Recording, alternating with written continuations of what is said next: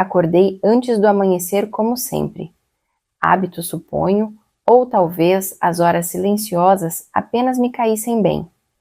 A casa estava escura, exceto pelo brilho do relógio do fogão piscando 5h17, em um ritmo constante. Enchi a chaleira, coloquei-a no fogo e apoiei as mãos no balcão enquanto esperava a água ferver, com seu chiado familiar.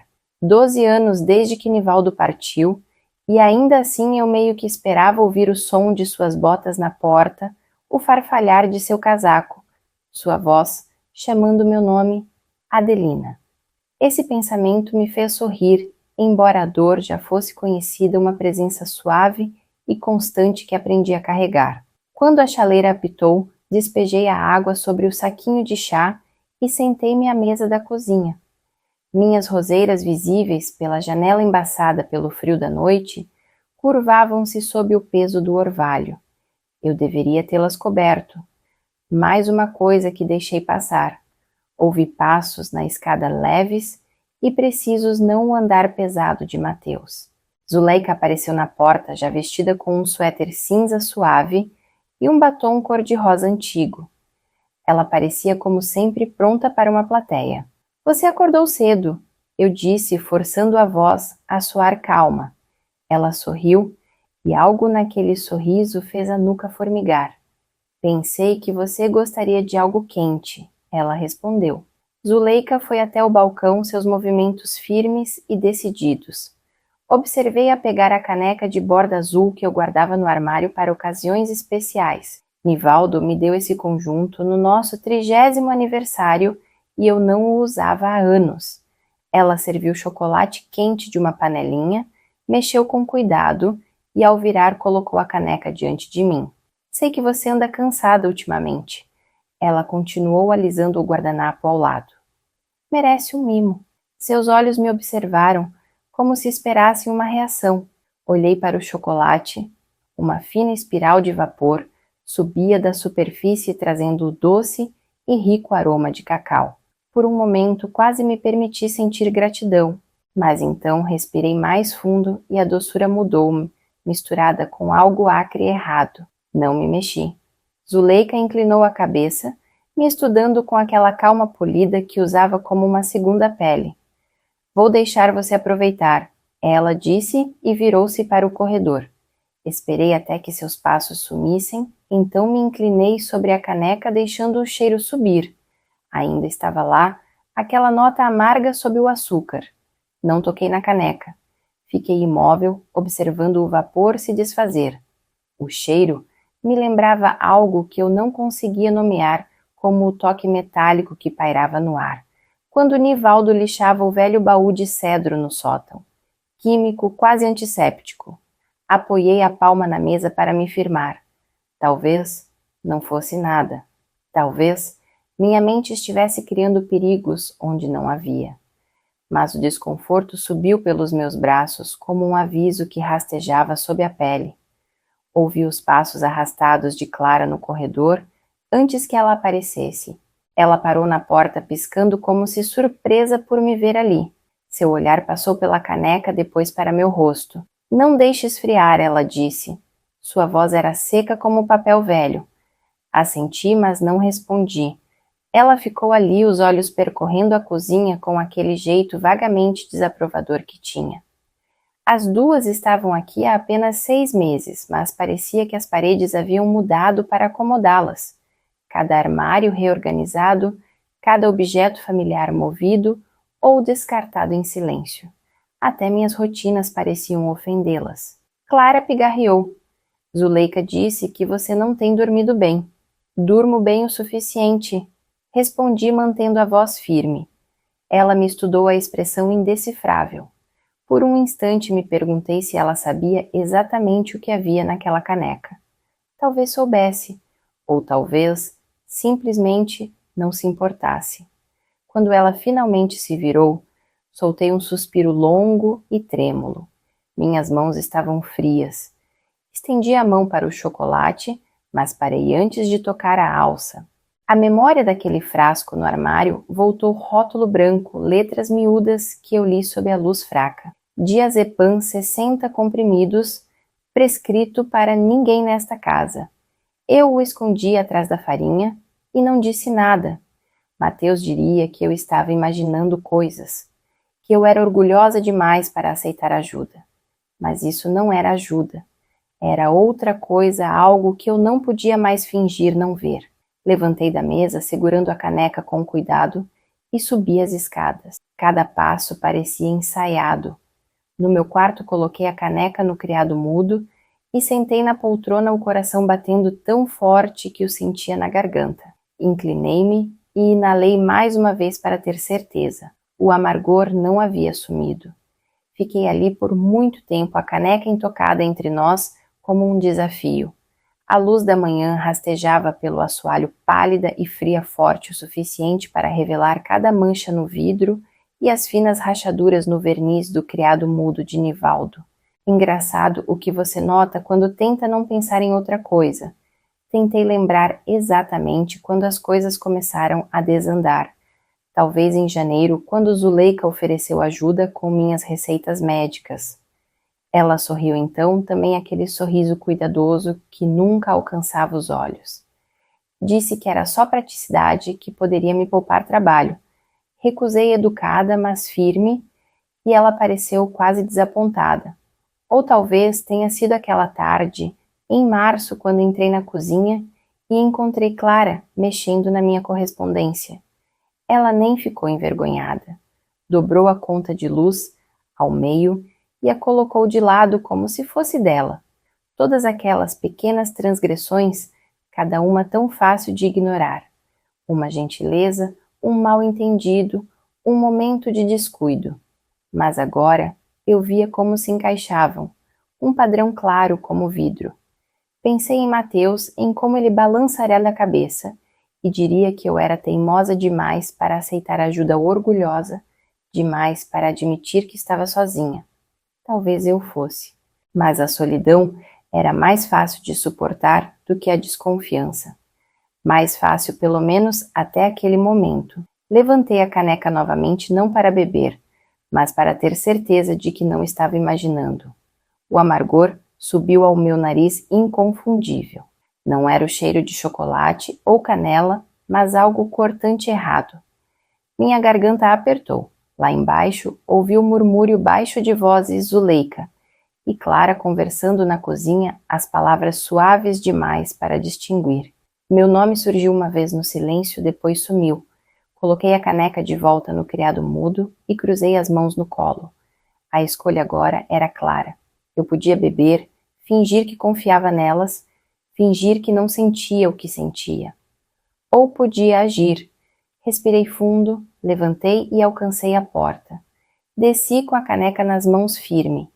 A cozinha ficou em silêncio quando entrei. Zuleika virou primeiro, sua expressão deslizando rapidamente para algo brilhante e ensaiado.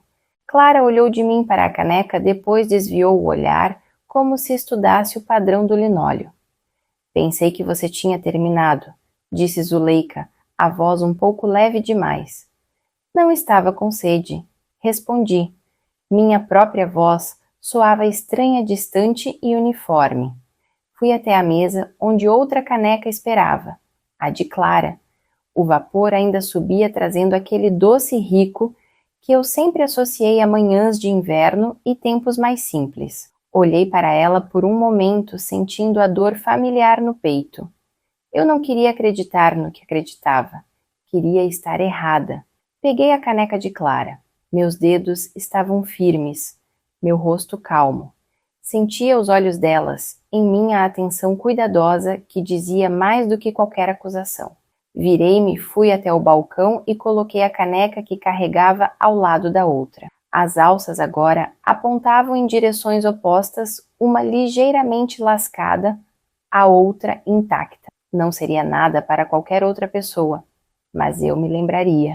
Quando me virei, a boca de Zuleika entreabriu como se fosse falar, mas não falou. Nenhuma delas falou. Respirei devagar e peguei a caneca não contaminada, aquela que não cheirava por veneno. Virei-me para Clara, cujas mãos começaram a se mexer no colo. Você parece cansada, eu disse suavemente como falaria com um estranho num dia ruim. Quer um chocolate quente? Não há motivo para desperdiçar. O olhar dela correu para Zuleika buscando alguma permissão silenciosa. Zuleika não se mexeu nem piscou. Suponho que sim, murmurou Clara finalmente. Coloquei a caneca diante dela e observei enquanto seus dedos finos a seguravam. Voltei ao meu lugar e apoiei as mãos na mesa, as palmas contra a madeira gasta, e esperei. Os segundos após o primeiro gole se estenderam longos e finos como um fio esticado. Observei a boca de Clara enquanto ela engolia, vi sua garganta trabalhar. Vi seus olhos se fecharem como se agradecesse o sabor. Zuleika suspirou os ombros, relaxando apenas um pouco, mas seu olhar veio até mim rápido e inquisitivo. Não desviei os olhos. Clara pousou a caneca e pigarreou. Está muito bom, disse baixinho. Rico. Que bom, murmurei. Cruzei as mãos no colo para evitar que tremessem. Por um momento, ninguém falou. O radiador estalava suavemente atrás de nós, o único som na cozinha. A mão de Zuleika deslizou até a borda da mesa, os dedos tamborilando um ritmo irregular. Pensei em todas as vezes que ela se sentou à minha frente, o rosto inclinado em preocupação educada, perguntando se eu tinha certeza de que não havia perdido algo, se eu me lembrava de tomar meus remédios. Como aquela bondade, azedou rápido. Clara tomou outro gole, esse mais longo. Quando pousou a caneca, seus dedos tremiam só um pouco. Zuleika notou ao mesmo tempo que eu. Seus olhos se arregalaram, depois voltaram para mim. Mãe perguntou a voz tensa. Clara não respondeu de imediato. Apertou os lábios, piscou várias vezes. Sua respiração saiu em um sopro curto. Estou me sentindo... Começou, e então sua voz falhou. Levou uma mão trêmula à têmpora. Tonta. Zuleika empurrou a cadeira com um arrastar brusco e contornou a mesa. Ajoelhou-se ao lado da mãe, pressionando a palma contra a bochecha de Clara. Olhe para mim, disse mais alto. Olhe para mim. Os olhos de Clara estavam vidrados, desfocados. Ela abriu a boca, mas nenhuma palavra saiu. Sua mão escorregou da têmpora e derrubou a caneca. O resto do chocolate se espalhou em um arco lento e marrom pela mesa, pingando no chão. A respiração de Zuleika ficou irregular. Ela agarrou o ombro de Clara, sacudindo-a 1, 2 vezes. Fique comigo. Não me mexi. Minhas mãos descansavam na madeira, quentes com a memória.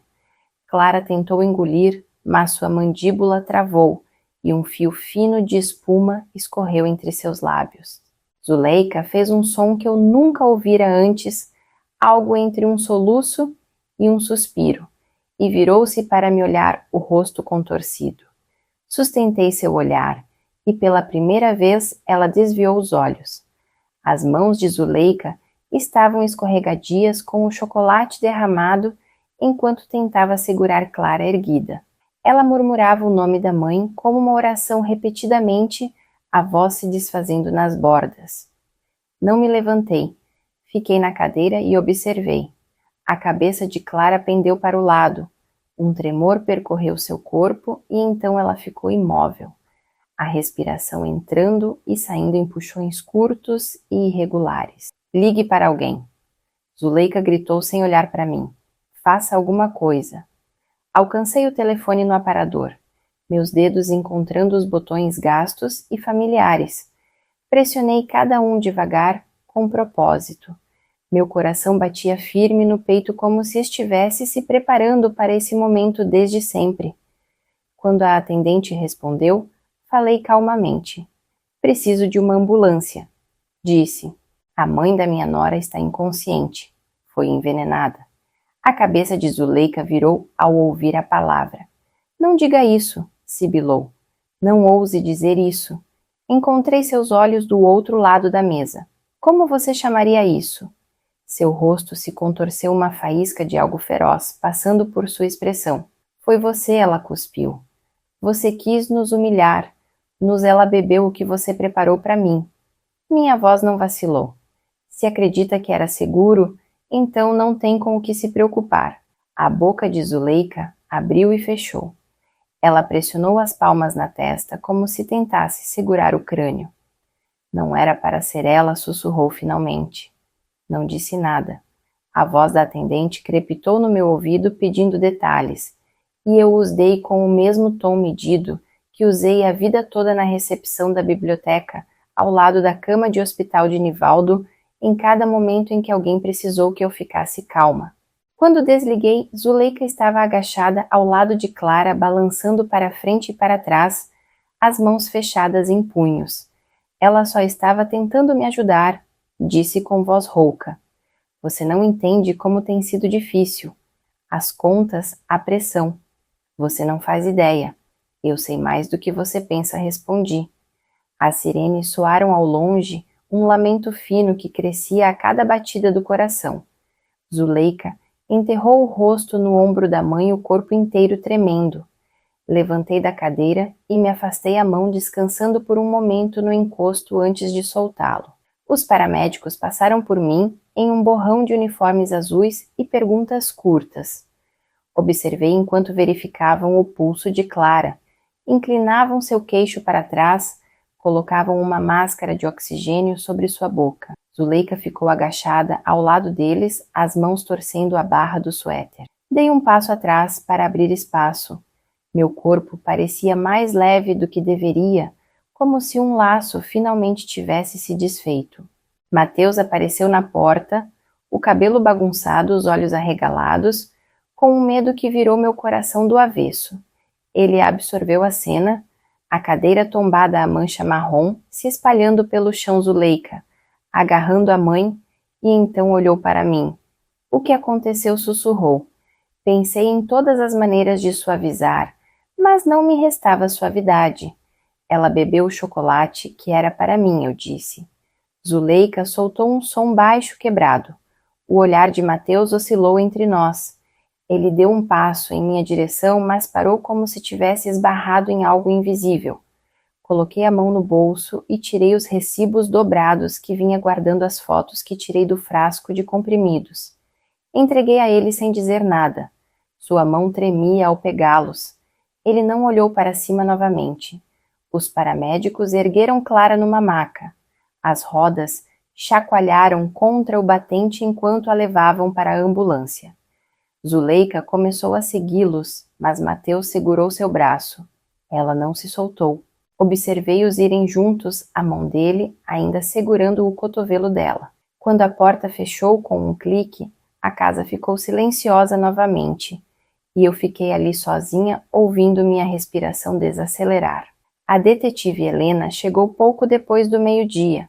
Era mais jovem do que eu esperava, com um jeito de falar comedido, que me lembrava as bibliotecárias que treinei quando ainda trabalhava.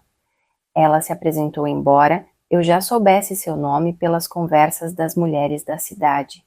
Levei-a à cozinha que ainda cheirava levemente a chocolate e algo mais fétido por baixo. Ela perguntou se eu me importava que gravasse nossa conversa. Disse que não me importava. Ela começou com perguntas simples. Quando Zuleika se mudou? Quando Clara chegou, houve algum conflito? Respondi cada uma com cuidado. Contei sobre as pequenas coisas, a correspondência reorganizada, o armário de remédios arrumado sem meu consentimento, o frasco de diazepam escondido atrás da farinha. Quando descrevi o chocolate e o amargor que senti, ela não me interrompeu. Apenas assentiu a caneta movendo-se firme sobre um caderninho espiral. Zuleika voltou uma vez durante a entrevista. Parou na porta, o rosto pálido, e tentou falar. A detetive levantou a mão para detê-la. Quero terminar com Adelina primeiro, disse com firmeza. Os olhos de Zuleika encontraram os meus. Por um momento pensei que ela imploraria, mas ela apenas engoliu em seco e recuou para o corredor. Esperei até que seus passos sumissem antes de continuar. Descrevi como troquei as canecas, como observei Clara beber. Minha voz permaneceu calma. Foi mais fácil do que imaginei. Quando terminei, a detetive Helena fechou o caderno. Não sorriu, mas havia algo quase respeitoso em sua expressão. Ela disse que precisaria das canecas como evidência. Assenti e me afastei para que ela as coletasse. 2 dias depois, o telefone tocou enquanto eu dobrava roupas no quarto. A voz da detetive era baixa, mas certa. A toxicologia confirmou o que todos suspeitávamos: sedativos, o suficiente para fazer muito pior se eu tivesse bebido. Clara ainda estava inconsciente no hospital. Não sabiam se ela acordaria. Depois que desliguei, sentei-me com a mão pressionada contra o algodão quente das camisas velhas de Nivaldo. Por um momento apenas me permiti sentir cansaço. Não medo, não raiva. Apenas cansaço do tipo que se instala nos ossos. Mateus veio naquela noite. Não trouxe Zuleika. Parecia mais velho do que 2 dias atrás, o rosto tenso, os ombros curvados. Quando abri a porta, ele não entrou de imediato. Finalmente ele levantou a cabeça e me olhou. Não sei como chegamos a isso, disse. Pensei em todas as pequenas escolhas que levaram a esse momento. A correspondência, os comprimidos, a caneca. Nunca era uma coisa só. Era tudo. Você não precisa entender, eu disse, mas não pode fingir que não aconteceu. Ele assentiu, a garganta trabalhando. Entrou e sentou à mesa onde Clara desabou. Servi café puro para nós dois sem açúcar para esconder nada. Não falamos por um longo tempo. Quando ele se levantou para ir embora, me olhou como se quisesse dizer algo mais, mas apenas pressionou a palma contra o batente da porta e saiu sem outra palavra. Fechei a porta atrás dele e fiquei ali por um tempo, ouvindo a casa silenciosa respirar ao meu redor. 6 meses se passaram e a casa voltou aos seus velhos ritmos. Varri a cozinha toda, manhã organizei a correspondência sozinha e preparei café na caneca de borda azul que um dia temi tocar. Ninguém veio mexer nas minhas coisas ou questionar minha memória. Ninguém sugeriu que eu estava perdendo o controle da realidade. Zuleika se declarou culpada por uma acusação menor. Os jornais chamaram de um trágico mal-entendido. Não publicaram a parte sobre o frasco de comprimidos ou os recibos. Não se importaram que não foi um acidente. Mateus se mudou para outro estado após a sentença. Ouvi dizer que alugou um pequeno apartamento perto da sede da empresa. Ele enviou uma única carta pedindo desculpas sem dizer a palavra. Li uma vez, dobrei com cuidado e guardei na gaveta onde mantenho as coisas velhas que ainda não estou pronta para jogar fora. Comecei a escrever tudo. Preenchi um caderno inteiro com datas, observações e memórias. Queria um registro que não pudesse ser negado. Quando as páginas acabaram, comecei outro e depois outro. Não sei se alguém os lerá, mas me conforta ver a verdade na minha própria letra. A detetive Helena passava de vez em quando. Nunca ficava muito só o suficiente para verificar se eu estava bem, se o silêncio não havia ficado pesado novamente. Ela sempre trazia um saco de grãos frescos do café perto da delegacia. Tomávamos uma xícara juntas, sentadas à mesa, onde tanto terminou e eu sentia algo como paz. Hoje, depois que ela foi embora, servi outra xícara e levei para o jardim. As roseiras que Nivaldo plantou voltaram mais resistentes do que pareciam. Tomei meu café e deixei o calor se instalar no peito.